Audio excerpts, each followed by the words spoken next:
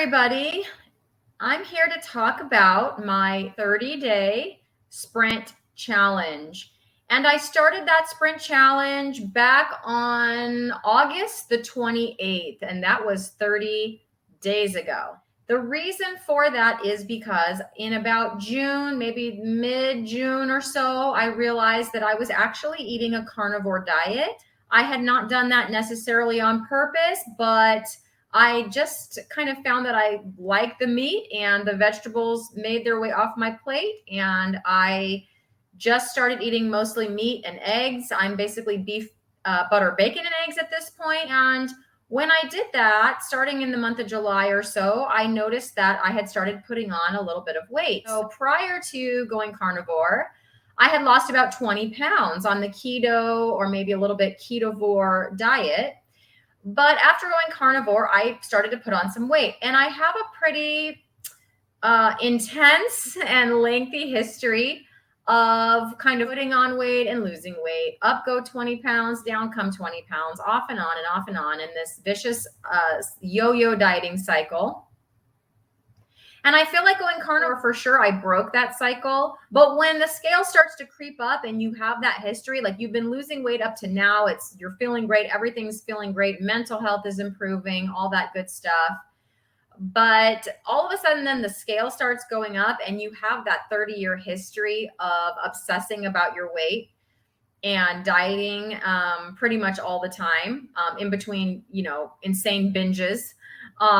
You start to get a little bit, that scale number starts to bother you a little bit. And I didn't want to go back there because my mental health was in such a good place at that time that, I knew better, right? I knew that wasn't the way to be. That was not the way to react in an emotional way and just freak out and give up or do any of those kinds of things. And so what I decided to do was, well, first of all, do some research.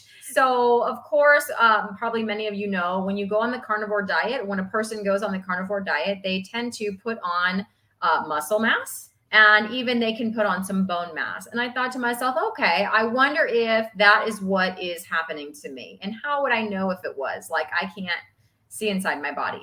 So one of the things I did was I purchased an InBody scale. Now, I know that they are not known to be the most accurate of measurements. However, I do believe that they can, possibly track some trends.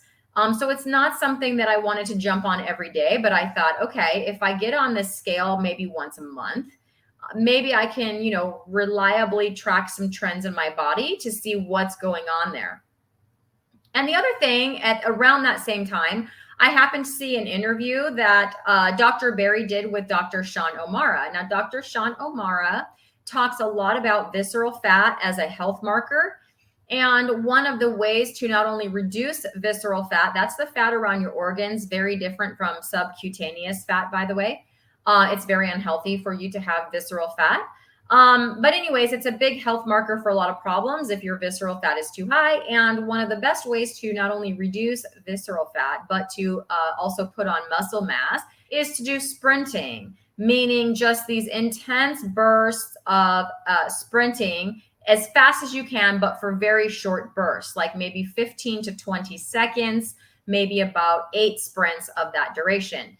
Now, I didn't really research any kind of a time frame, like how often you were supposed to do that. And so I just thought, let's do, a 30-day sprint challenge and sprint every morning for 30 days. And in the meantime, I've got my InBody scale. And then we're just going to see what that does. N equals 1, right? Let's just experiment with myself and see what doing that, what sprinting each day will do to my body and those InBody scale measurements after 30 days. I've also looked into getting a DEXA scan. I have not made an appointment yet. I need to look into a couple of more places, hopefully a little bit more local. But if I have to drive an hour, there's one that's a little over an hour away that I found that I know I can do, but I'm going to look into anything more local. I'll have a doctor's appointment on October the 12th. So in just a couple of weeks, I'm going to ask her if there's a way that she can think of to get my insurance to pay for it. So we're going to try that first. Try to get my insurance to pay for that DEXA scan because I'm very interested to see how the medical DEXA scan results. And if you don't know what that is, it's like an InBody scan, like a medical grade scan that will detect all of the things that my InBody scale measures, which is like muscle mass, bone mass, visceral fat, subcutaneous fat, weight, all of that stuff is tracked. Or is given through a DEXA scan as well, but it's, it's a more reliable method. So we're going to see if I can get my insurance to cover that. If there's a medical reason that my doctor is able to come up with. If not, I will pay out of pocket for that DEXA scan. I did find one. I think it's around $65 to do that. So that's coming, and we'll compare those results to the results I'm about to give you today. And I do apologize for the brightening and dimming of this video. I'm recording on my computer today and not my phone because I want to be able to share my screen. I made a little slideshow with my numbers, and I want to be able to share that screen with you. And so, yeah, my camera sort of auto like dims. It's very annoying when it decides it's needs to dim or brighten or what have you. So I do apologize for that. Anyways, I was successful. I did sprint every day for 30 days. If you want to go watch those videos, let me tell you, I don't just show myself sprinting. I have a sprint, like a sprint of me on the very first day of me sprinting and the very last day of me sprinting. And the rest of it is me telling you kind of how I'm feeling that day. Also, I had a lot of, sprinting epiphanies, sprinting, just amazing things happened to me because I was outside sprinting. I just saw cool stuff. I met cool people, just a lot of neat things. My brain would get going and I'd have these ideas that would come to me. And so as those things happened, that's kind of why I was posting almost daily about my sprints, because it was just so cool. Like one day I saw the constellation Orion come out for the first time. He's my favorite constellation. So that was cool. A couple of days I got to sprint with hot air balloons rising into the sky. One day I saw an owl. A few days I saw hawks. One day all the birds were very angry and they were just like really angry and squawking at me. So, stuff like that. Plus I just get these really cool, ideas would spark for things I wanted to try or things I wanted to do. And so what that led me to think and believe is that you guys do a challenge. Like, I don't know if sprinting is for everybody. Maybe not sprinting is for you, but pick a challenge. If it's a different exercise, if it's more generalized, do a certain thing 3 days a week with your exercise habits. If it's a food challenge, if you need to add more of something or delete something, try that. If it's not related to diet or fitness, do a reading challenge. I don't know, but pick something and do it, because not only did I gain the physical benefits of the sprinting, but I had so many mental benefits as well. I mean, just the discipline that it took to get out there and sprint every day for 30 days. A lot of that was because I felt accountable to you, putting those posts up there and, making sure that I did that every day. Now, if you are going to sprint, first of all, please know that you're not supposed to sprint every day. So yeah, I learned that the hard way. My body paid for that to some extent. So my quadriceps have been sore every day for 30 days. And I think that's because I never gave them a break. You're supposed to do it, I think, every other day or 3 days a week. So the first 2 weeks, I could barely walk. I know my friend Carrie from My Metamorphosis, she tried sprinting as well. And after a few days, she felt the same, like she could barely walk. And she actually did need to stop sprinting because of that. My other friend at Carnivore, Leo, she said she sprints and she's still sprinting, but she did say at first she did pull a quadricep. So the point of sprinting is to be as explosive as you can. And I do feel like if my muscles were not torn to shreds from being sore, I could have run faster. I feel like almost the whole time my sore muscles were limiting my speed. But that's okay, because I sprinted as fast as I could without pulling a muscle and hurting myself and taking myself completely out of the game. So I will also say that maybe my sprint is someone else's jog, right? And that's okay. I'm not an Olympic athlete. I'm not youthful anymore. I'm middle-aged. I'm 47. So, I sprinted as fast as I could. Throughout the 30 days, I noticed myself, I felt better about it. I felt stronger. I felt more capable. I felt like I could rely on my body, that it wasn't possibly just going to fall down and, face plant onto the asphalt after the first couple of weeks. I felt like I could work on form a lot more instead of just putting one foot in front of the other.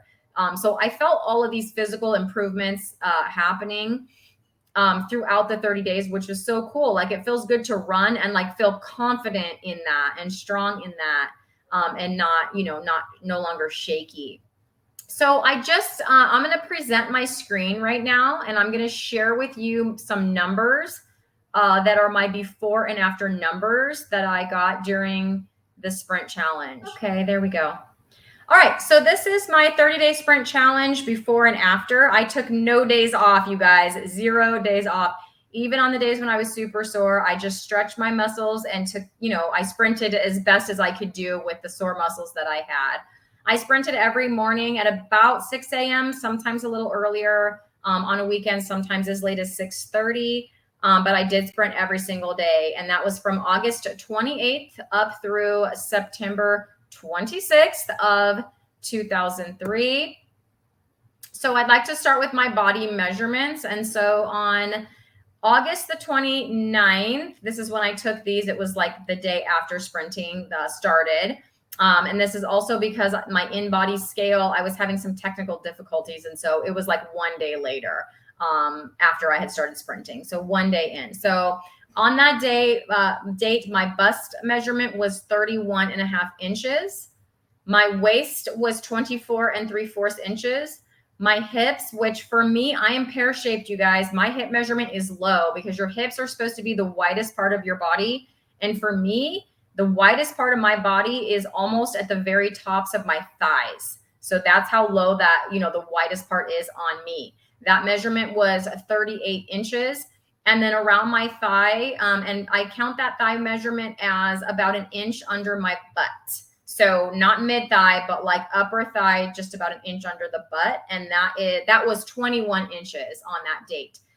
Moving to the final date of my sprint challenge, which was the 26th, my bust actually stayed the same. And you guys, that is something I've noticed on carnivore. When I have lost weight at other times, I have noticed that area decreases. And although on carnivore it's decreased some, I've definitely kept a little more in that area. So, hey, carnivore benefits, right?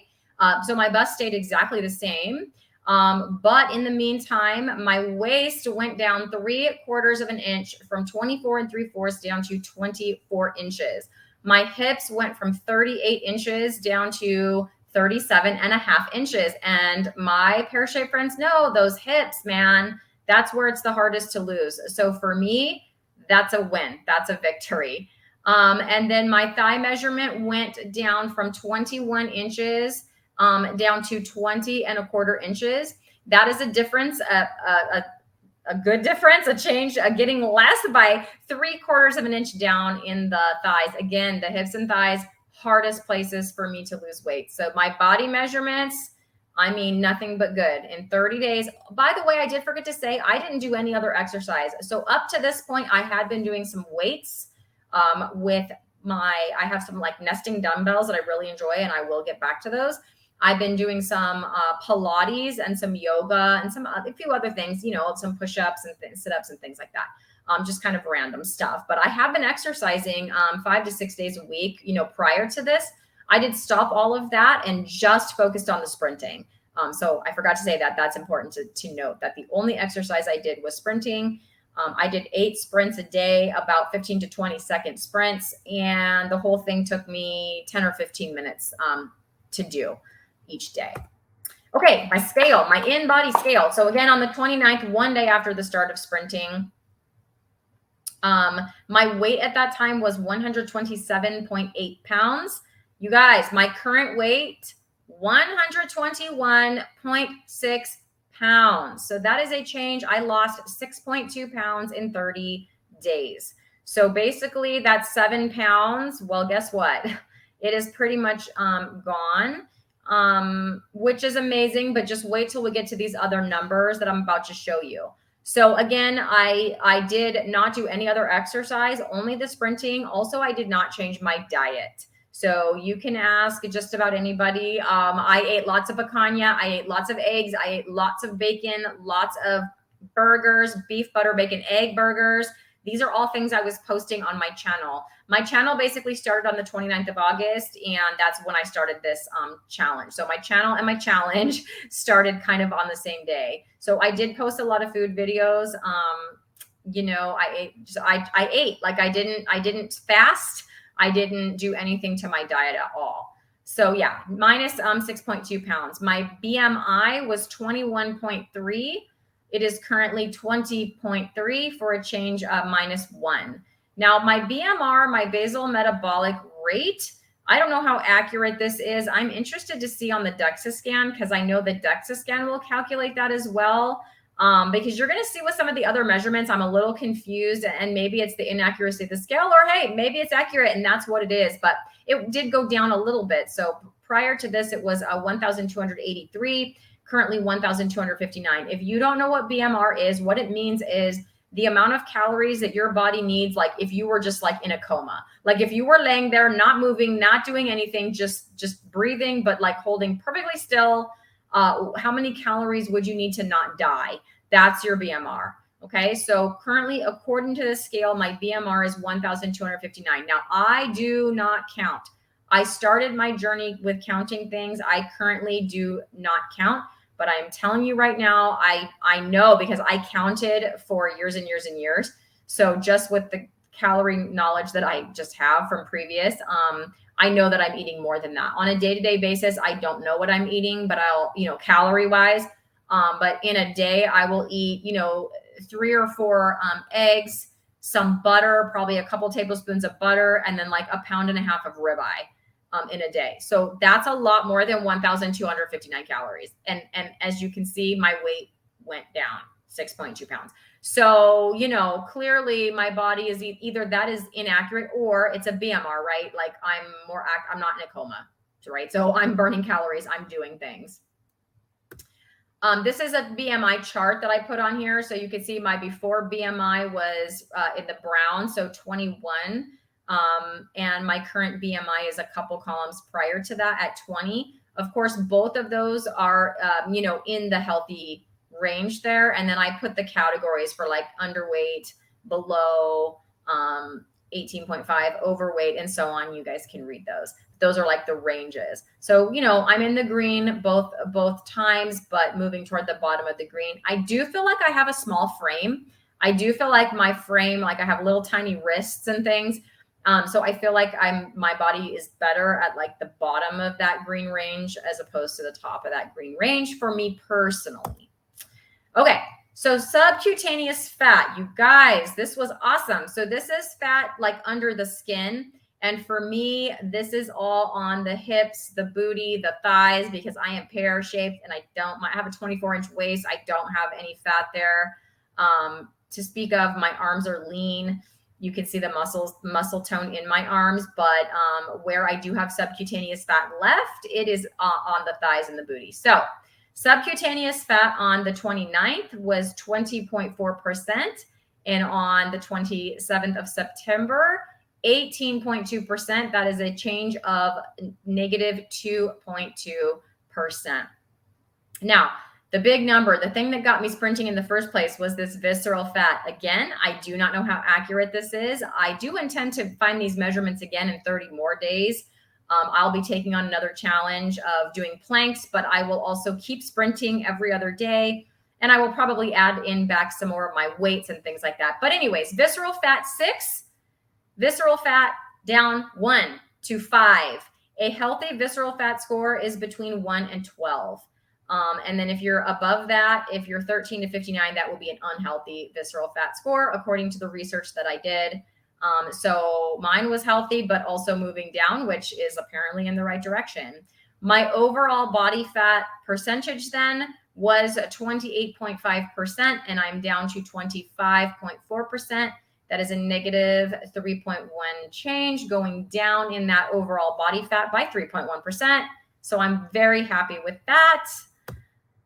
Okay, skeletal muscle. This is what I wanted to increase. I was wondering about increasing. So my skeletal muscle was 39.7%, and I did increase that by a little bit up to 40.9%. That is a positive change of 1.2%. My overall muscle mass did go down 2.6 pounds. So it went from 87.1 total pounds of muscle to 84.7 total pounds of muscle. But I think because my overall weight went down, the percentage did go up, if that makes sense. My bone mass went up by a little bit. Now, again, how much of that is accuracy, but I'm happy with that going up. So 6.2 pounds of bone went to 6.4 pounds of bone for a change of 2/10 pounds in the positive direction. Body water, I don't really know why this is important, but my scale gave it to me, so I'm going to give it to you. 52.4%, and then I had more water in me, so 54.7% for a change of 2% more water. Maybe that was taking the place of that muscle. That's about the same percentage, right? Fat-free body weight, so that is the weight of everything that is not fat. So I'm guessing that's like, bone, muscle, everything else. I had 90.9 pounds of that on August 29th and 91.1 pounds the 27th. So a change of plus 0.2, which is awesome. Now, this is something that gets me because I feel like I'm pretty healthy. And my scale, like the little graph that it gives me is like, it has colors, right? And like green is good. Green is like normal, but then there's a blue. There's even a blue for one of the colors, which is like even above, like it's like better than good, and then it's like yellow and red. So on day one, on the 29th, every number was green. And on the 27th, I did have one blue number. So all green and one blue. And like my body age is 47 and my body age is still 47. And you guys, I'm 47. So I'm like, wow, if I feel like my numbers are all green and now I even have one blue number, what does it take to get a body age younger than your chronological age, for crying out loud? But I guess I could be happy that my body age according to the scale equals my chronological age. And it could be worse, right? It could say 80 or something, right? So, hey, I'm happy with that. All right. So that is my data from my N=1 experiment. I'm going to stop sharing that now. So there we go. I'm super happy with the way this turned out. I feel like my sprint challenge was an absolute success because I learned so many other things. Like I was going into this for my body, just like I went into keto for my body. I went into keto to lose weight. And then I ended up getting all these other, yes, physical benefits other than weight loss, mental benefits like lessened anxiety and worrying, more food freedom, not having to count calories, just only thinking about food when I'm hungry, not really worrying about it. Like I had arthritis, I think. I wasn't diagnosed, but my hand would ache. And it doesn't do that anymore. My knee would swell and ache. It doesn't do that anymore. I had acne. I don't get that like really anymore. My skin kind of has this glow to it. So just all these other benefits, right, that I wasn't trying to get, but that I did get. I feel like the same thing happened to me with this 30-day sprint challenge. So I was going to hope to increase my muscle mass to lose a little fat, right? Maybe to lose a little weight if that meant gaining muscle and losing fat, but mainly to just know my numbers so that I wouldn't freak out over the one number of the weight, right? That was my goal. And I got that, right? I made those goals. My subcutaneous and visceral fat went down. I do feel like, although I know that skeletal muscle, the pounds went down, but like the overall percentage went up. And I know for a fact, I feel more muscle in my thighs. My husband is a massage therapist and he can tell a difference. Sometimes if he needs to practice techniques, I get to be the guinea pig. So I did ask him because he practiced some techniques the other day for his massage therapy. And he said he can feel like he feels like how toned the muscles are now. And they weren't like that before. So I know that I got those benefits, but I also gained just so much. I just noticed, the beauty of the sunrise, the crickets, the birds, the stars. I saw Venus and the crescent moon next to each other. And you really notice these things. These things come alive. They're not just like, oh yeah, there it is. Or maybe I don't even see it at all, right? I see these things, I notice them, and I appreciate their beauty. The owl, all the cool stuff I saw. I also met some cool neighbors. So there's a man that walks his dog. As the mornings got darker, I didn't see him anymore, but especially toward the beginning, he'd be out there walking his dog and I'd be out there sprinting. And as I was catching my wind, we'd have a little chat. And then I'd take off sprinting again, which would just, his dog would get so happy about that. But before carnivore, I never would have done that. I never would have sprinted outside. I would have been too embarrassed to sprint outside because people would have seen me doing it. And I would have been worried about what they were thinking. And B, if I saw somebody outside, even if I wasn't sprinting, I dang sure wasn't going to talk to them. But I don't have any of that anymore. So I got to meet some neighbors. I got to see some cool stuff. I got some awesome physical benefits. And so this sprint challenge, man, I'm not going to stop sprinting, and I'm not going to stop taking on challenges. So I recommend you guys, like I said before, take on a challenge, whatever it is, stick to it. In the comments, let me know. Please put in the comments, what challenge are you taking on and how's it going? Keep me posted. Have somebody to hold you accountable. You guys held me accountable. The fact that I was going to have to post for you, even though my muscles were sore, I went out there and sprinted so that I didn't have to say that I didn't do it. So get an accountability partner. If that's me, I will do that for you. I'll be that accountability partner. Put it in the comments and we'll talk about it. If you like this video, please, smash that thumbs up and subscribe to my channel for more. I'm going to continue to report on my physical fitness challenges that I'm going to keep tackling. Up next is planks. So therefore, I'm going to go meet some wellness, one sprint challenge, moving into a plank challenge at a time.